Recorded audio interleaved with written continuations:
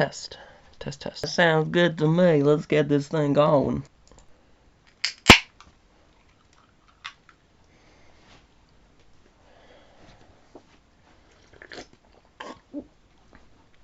Okay.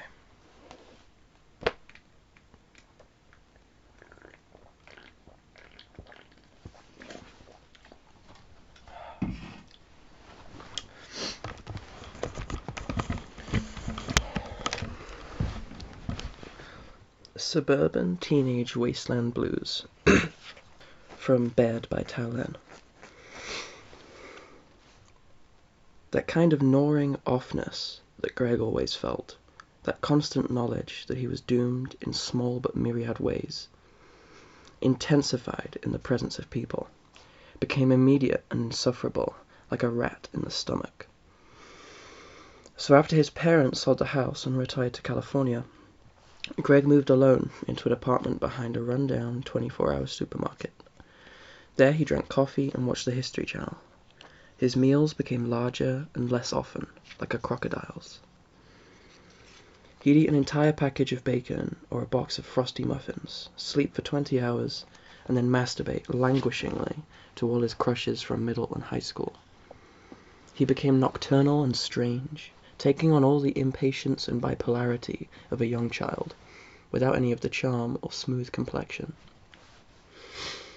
Sometimes he'd catch himself speaking, in his head, to objects, a thing of food, a box of Kleenex, a door, hesitate, but then continue, keeping on going with what he needed to say, finish it off out loud, because what did it matter either way? But then his parents changed. A year of California had changed them.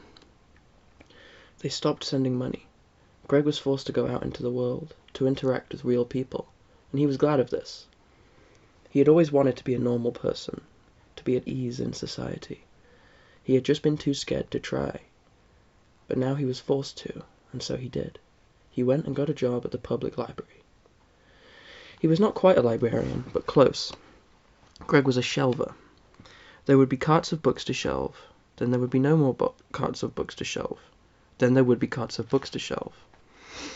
As a shelver, Greg felt that life was passing him by in a slow and distant but massive way, like the moon. Whereas before, reclused in his apartment, Greg felt as if on the moon, negotiating all its post-apocalyptic spaceman barrenness, and sometimes eyeing the Earth out there, that gaudy ornament in space, at first with envy, but then with a latent, insecure sort of hatred.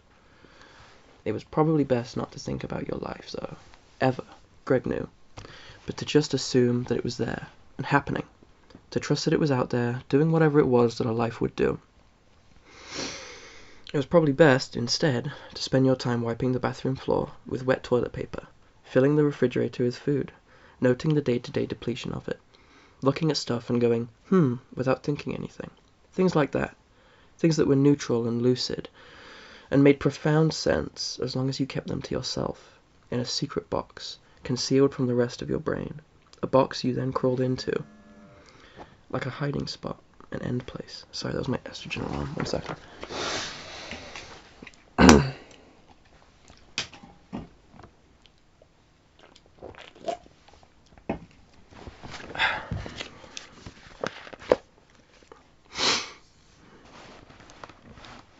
Still, Greg would think about his life. All the time he would. He tried to define it. It was a moon, but it was a life too. It was a thing beyond the moon, if the moon was a hole in the sky. Or it was a or it was a cow, a fish, a dodo bird. He was prone to crude animal metaphors of life. He would see all of life, the entire askance crash of it in the side yard, like a UFO, in an ant, a toad. He was prone to metaphors within metaphors. 2 metaphors at once, dashed and simileed. He would declare things, try things out. Life is an ant, so small you just want to smush it, that you can't help but smush it, that you leave the bathroom telling yourself you won't smush it, but then go back, smush it. Was this right? Did it make sense? He would say these things out loud, in another person's voice, in the empty classroom of his head. Often in a girl's voice. It kept him company, and passed the time. But it also frightened him. These precarious beginnings of imaginary friends. Was this safe? It was iffy, Greg knew. Iffy at best. He was much too old for imaginary friends. He was 23. He should be in some army infantry unit somewhere, taking off his helmet, wiping his brow, putting his helmet back on. Or else in grad school, on a futon, patting a girlfriend's head with one hand and marking up a textbook with the other. There were infinite other places where he should be, instead of where he was, right now. This didn't seem right. 1 over infinity. Didn't this equal 0? As it turned out, Greg googled it. No, it didn't. 1 in infinity only tended towards 0. But still, it didn't make any sense. How could one trust the internet? Greg signed his timesheet and went to the children's book section. Rachel was sitting Indian style on the carpet. She was new here. Another high schooler here for community service, which helped, supposedly, for college admissions. Rachel looked up. Hey, Greg. Hi, Rachel. Greg had recently begun calling people by their names. It had always seemed strange to him. The sudden possession and clinical, Greg felt, intimacy of it. But now he had started doing it.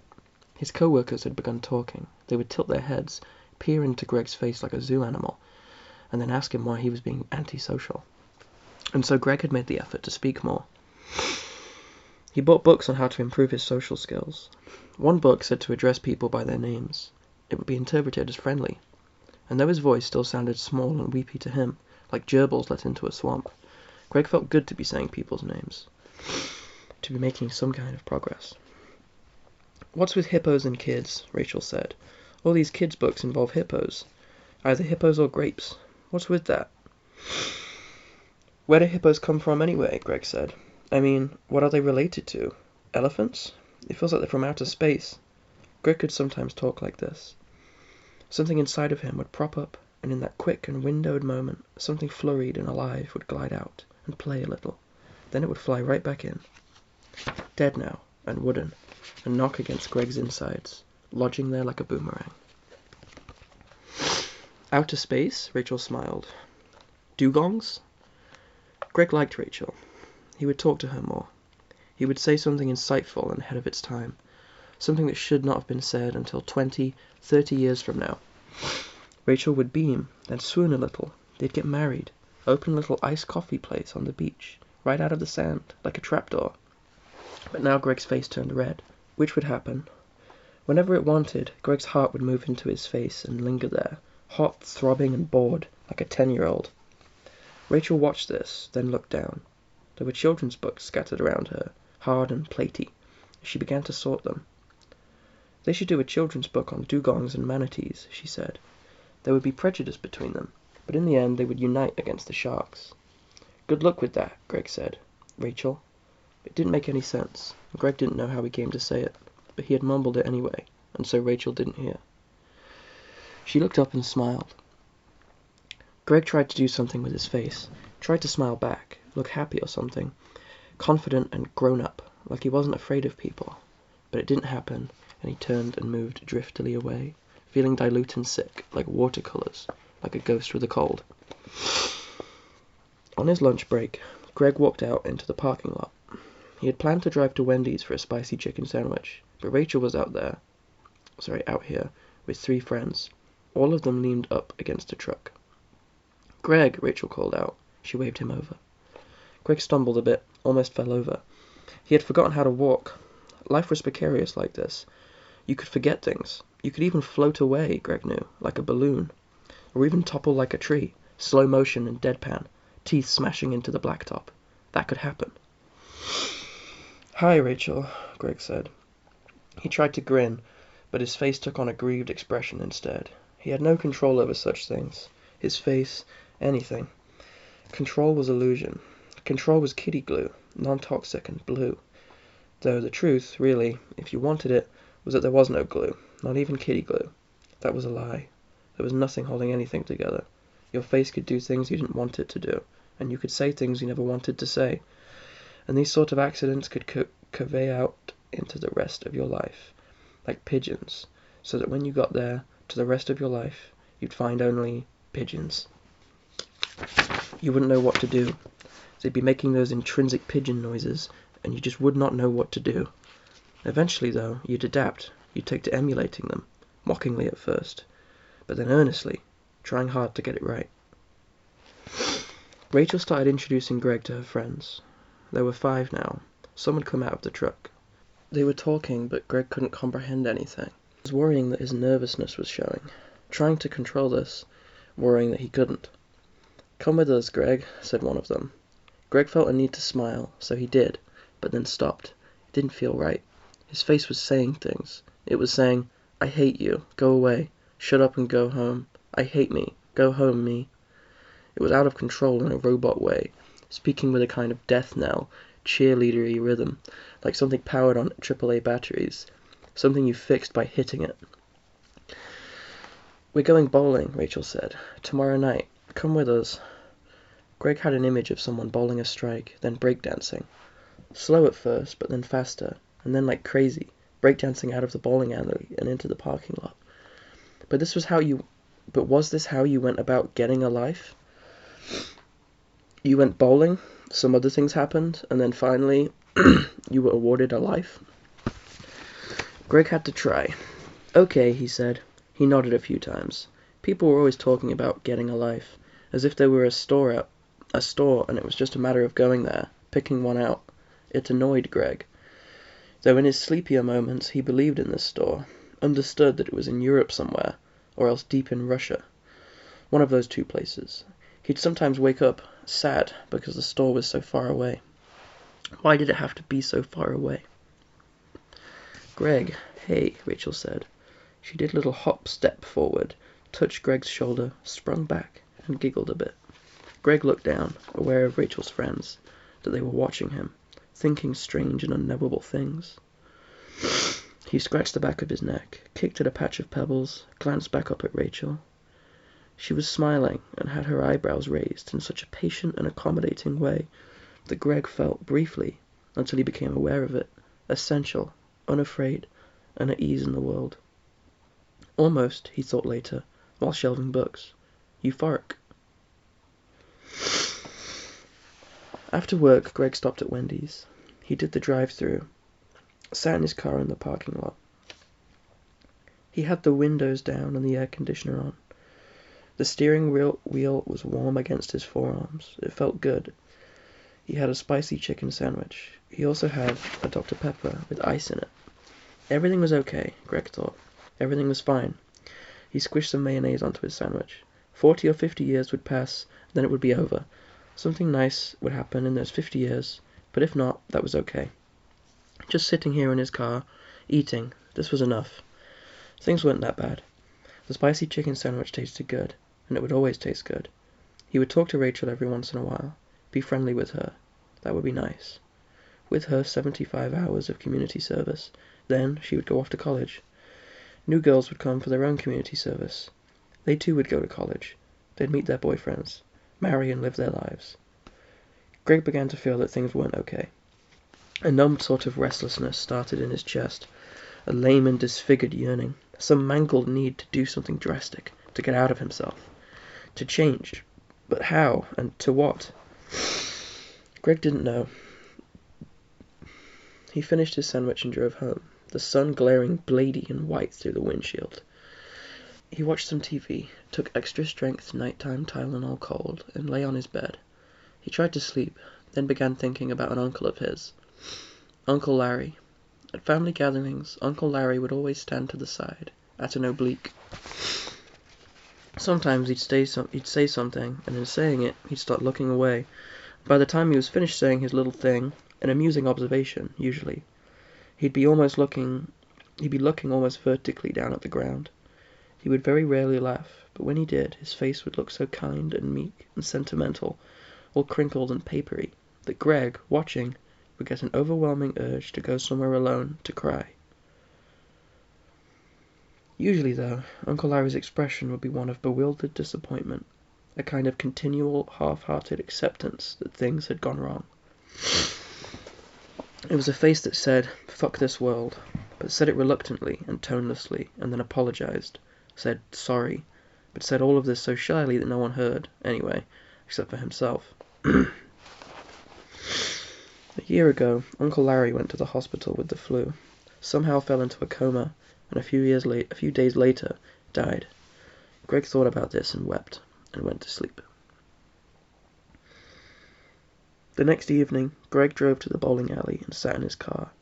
He was thinking about how to stop himself from worrying when he thought suddenly and lucidly that if he was 7 years old, he would now, proportionately or whatever, be hanging out with 1-year-olds. A 7-year-old going bowling with babies. Rachel knocked on his window and he put it down. "Hey, new plans," she said. "We're going to roll this kid's house. No more bowling. Want to come?" Greg's heart leapt a bit, left a balloonish impression in his throat. He had done some rolling in high school, unfurling toilet paper in people's yards, in their trees and bushes. It was fun, except once when his own house had been rolled. It was embarrassing. It was bad. He tried to clean it before his mother saw, but then she came outside and saw. She didn't say anything, just went back inside. Then the neighbor came over, angry. Some toilet paper had blown into his yard. "Who's going?" Greg said. "Steve, Dan, Liz, everyone." Rachel was smiling. She leaned her forearms on Greg's door, moved half her head inside the car, and started messing around with the levers for the windshield wipers. She smelled good. Greg noticed that from up close her face was very pretty. It startled him a little. He leaned back into his seat and became conscious of his own head, the watermelony heave of it. "So you want to go?" Rachel said. "You do. You drive and I'll ride with you." She pulled on a lever and water squirted out onto the windshield. Her head was now entirely in the car. Greg thought of grabbing it and kissing it, clutching it like a football and taking it home, sleeping nightly with the looted person of it, like some kind of illegal but straightforward substitute for companionship. "Okay," Greg said. Rachel went around the front of the car and opened the passenger door, got in. "We're meeting at Walmart," she said. "You know where Walmart is?" She started turning knobs, pressing things. The glove compartment popped open, and a map fell out.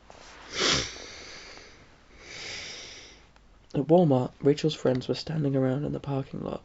They were tan like surfers. They wore Abercrombie shirts and khaki shorts, ankle socks and shell necklaces. There seemed to be dozens of them. "Come on," Rachel said. She got out, opened Greg's door. "Come, Greg, let me introduce." "Wait," Greg said. He realized again that he should not be doing this. "I have to do something. With my car," things would be said. Why didn't Greg have friends his own age? Where were his peers? Why wasn't he in college or something? Was he a pervert? If not, what was he? Greg rattled the keys in the ignition, as if there was something irregular and needy about his car that required this rattling, to appease the engine maybe, which might otherwise refuse to work. He turned the ignition on. Then he turned it off. What was he doing? He had the somewhat comforting thought that he could go home now. Go home, eat bacon, watch the History Channel. "Okay." Rachel was squinting at him and grinning. "Wait here then. I'll be right back." She walked away. Greg focused outward, something a book had told him to do. A calming technique. You pretended you didn't exist. If something didn't exist, it couldn't be worried about. In the parking lot, entire families were exiting their minivans and moving in clusters towards Walmart. They all looked pasty and hopeless, and somehow squandered, or else in the process of squandering. They looked obese. Even the skinny ones looked obese. Greg thought about this. Then Rachel was back, with a friend, who stuck his hand through Greg's open window. "I'm Steve," he said. They shook hands and Steve said, "Looks like we'll be working together tonight, eh?" Greg nodded. Steve stooped and looked past Greg, at Rachel, who had sat down at the passenger seat. He gave Rachel double thumbs up and a wink so unnatural that it momentarily paralyzed Greg, then sat him back. "Let's go," Rachel said. "Make a left at the light, then another left. I'll tell you what to do. I'll directionalize you." "Why don't I just let you drive?" Greg said.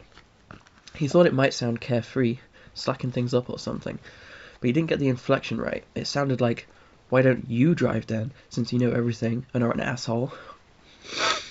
Rachel looked at Greg a moment. She smiled.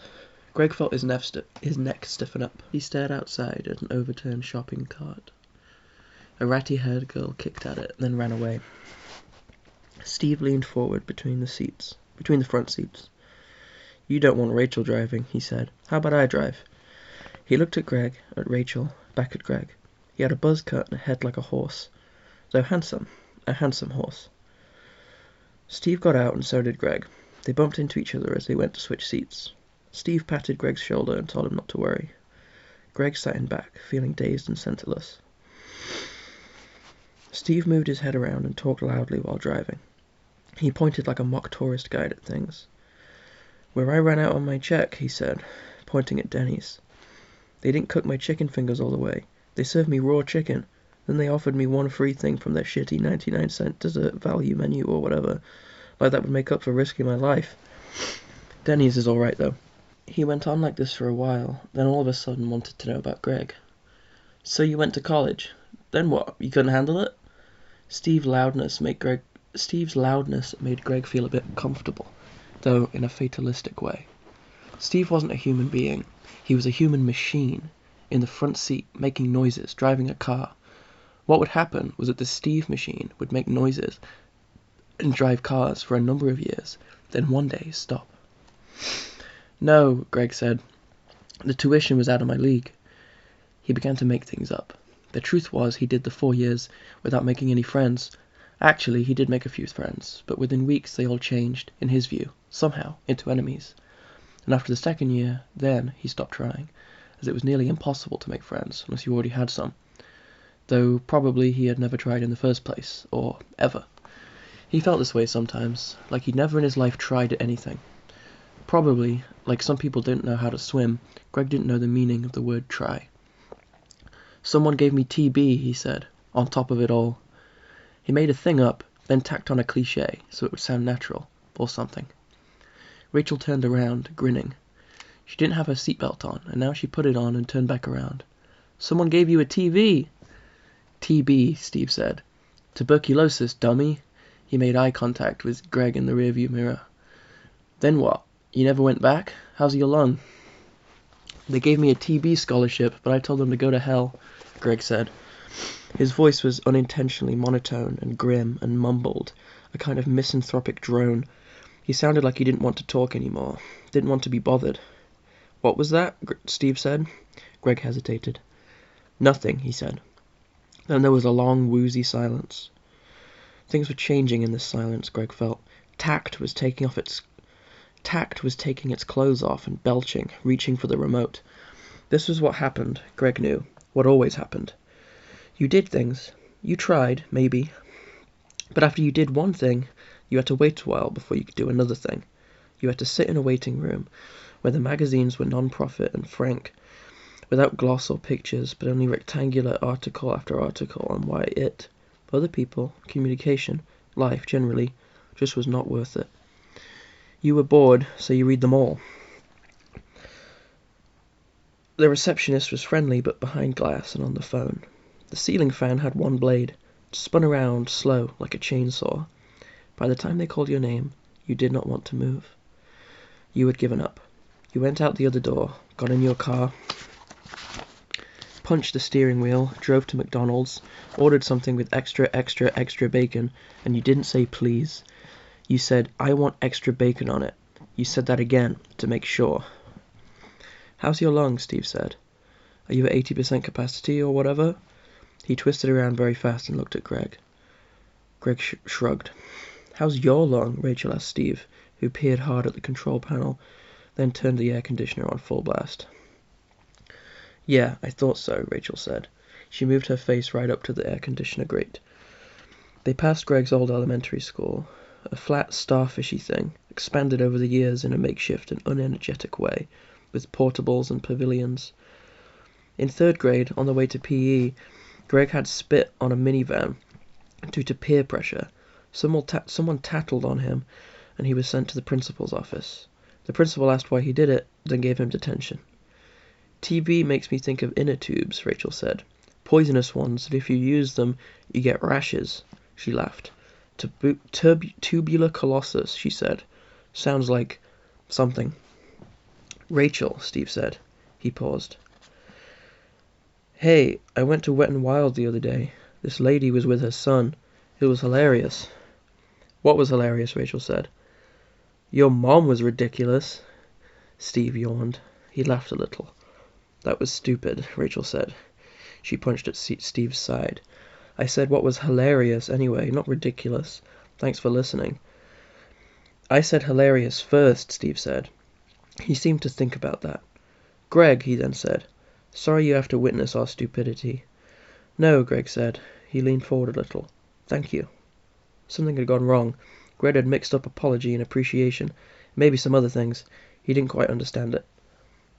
Steve said. You are welcome. He pointed at a Starbucks that had recently opened, but he didn't say anything. Then he said, So, Greg, did you roll houses a lot in your high school days? Greg wanted to be enthusiastic, wanted to be friendly and quick with anecdotes. Here was another opportunity, but, as often happened to him in small talk, he now forgot everything that he ever knew. Information rushed away from him, became distant and twinkling as the cosmos. A little, he said. In the outer space of his head he floated upside down and sideways, like an astronaut, safety cord severed. How many times? Steve said. 30? Greg tried to think of what to say, but couldn't decide. Too much time passed. He made eye contact with Rachel in the rearview mirror and then looked quickly, wildly away.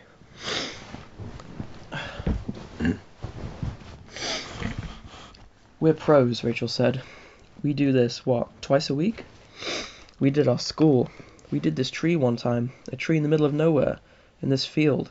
Someone was like, we should roll that tree, and everyone agreed immediately.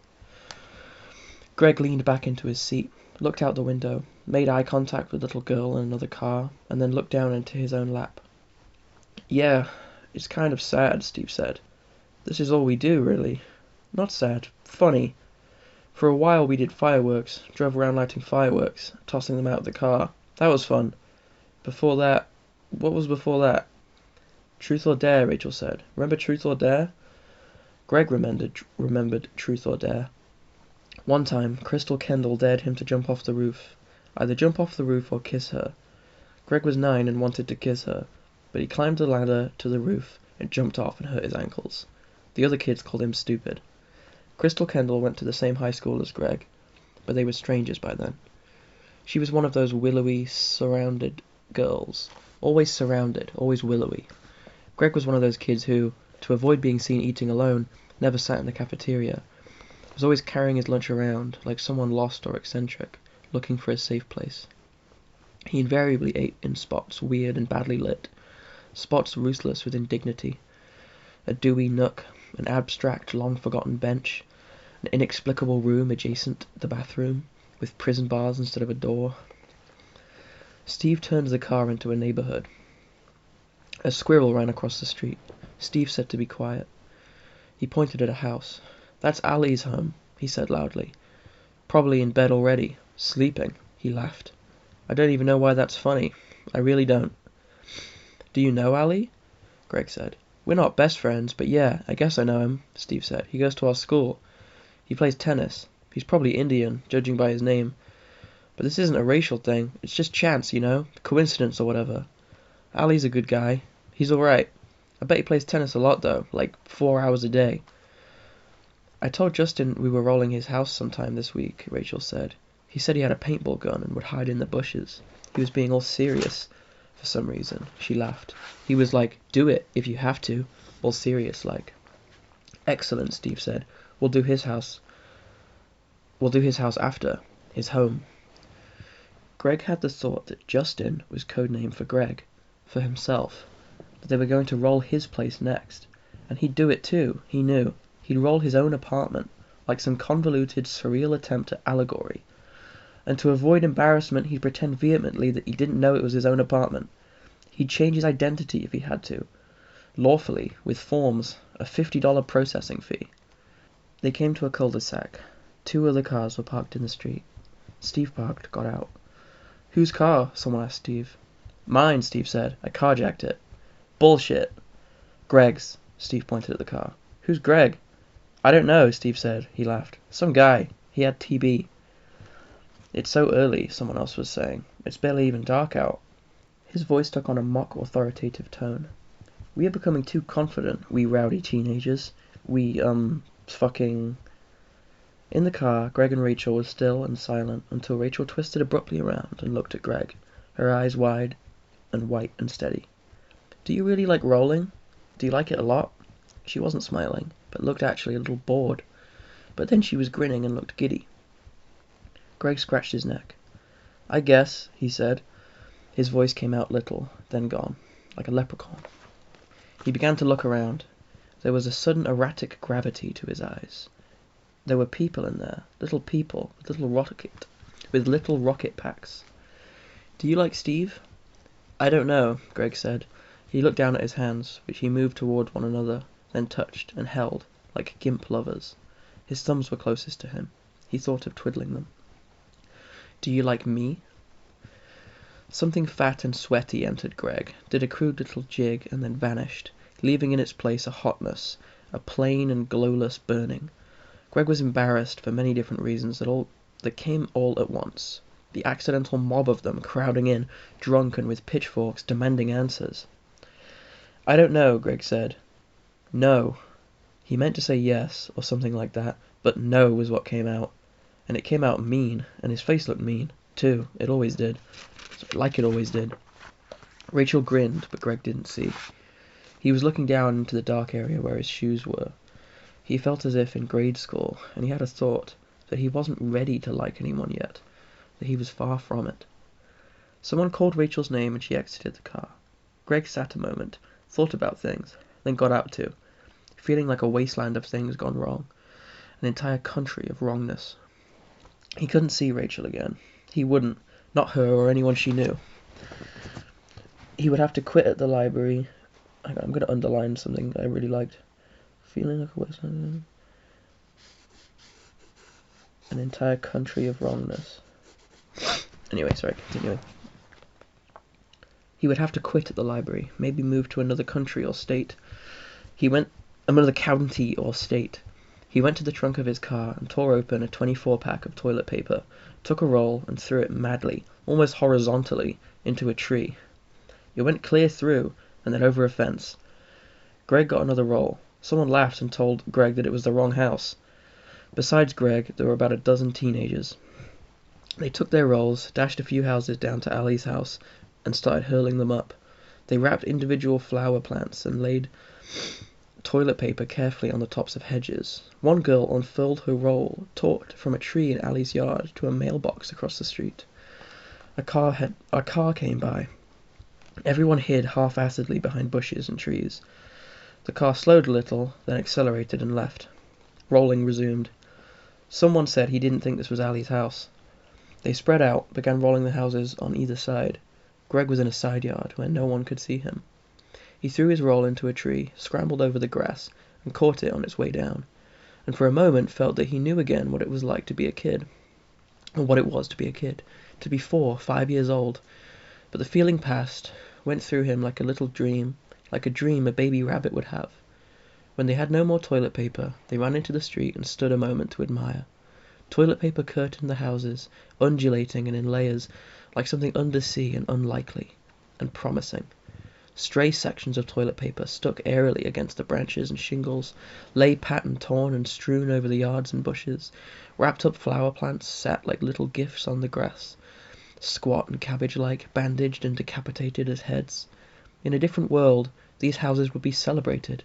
People would dance in the yards, sleep the night outside. In this world, there would be form letter warnings from the Neighborhood Community Association, and if the lawns were not cleaned by next afternoon, calls would have to be made. Everyone ran wildly back into their cars, laughing and screaming things.